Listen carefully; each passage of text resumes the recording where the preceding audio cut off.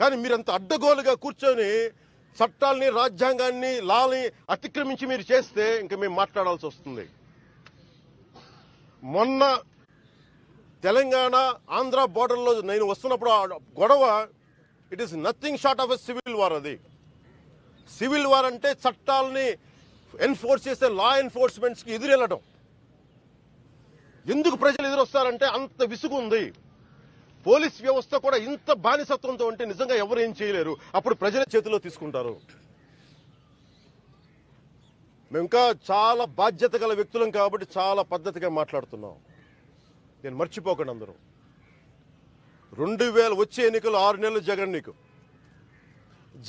6 months. 6 నెలల తర్వాత జగన్ మద్దతుదారులు ఎవరైనా సరే మీరు ఇప్పుడే కరెక్ట్ చేసుకోండి. మీరు ఎందుకంటే మీరు చంద్రబాబు నాయుడు గారికి జరిగింది కానీ, నన్ను ఆపింది కానీ, రిపీటెడ్గా మమ్మల్ని ఆపుతుంది కానీ ఏది ఇంక ఇది రిపీటెడ్గా వెళ్తా ఉంది.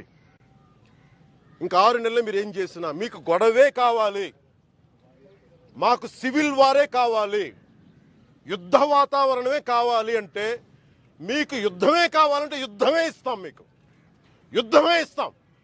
అలా కాదు మేము తప్పు కరెక్ట్ చేసుకున్నా కరెక్ట్ చేసుకోండి, ఖచ్చితంగా కరెక్ట్ చేసుకోండి. జగన్ని నమ్ముకున్న వైసీపీ నాయకులందరూ కూడా ఒకసారి ఆలోచించుకోండి.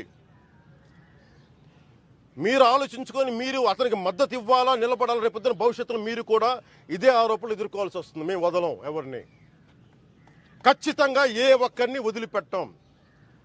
ఇసుక దోపిడీ చేసిన వాళ్ళని కానీ, మైనింగ్ చేసిన వాళ్ళని కానీ అడ్డగోలుగా బెల్ట్ షాపులు అందరితో సహా అందరినీ బయటికి పట్టుకొస్తాం. ఒక మాజీ ముఖ్యమంత్రిని మీరు రిమాండ్లో కూర్చోబెట్టగలిగినప్పుడు ఇంకా మీ పరిస్థితి మీరు ఊహించుకోండి.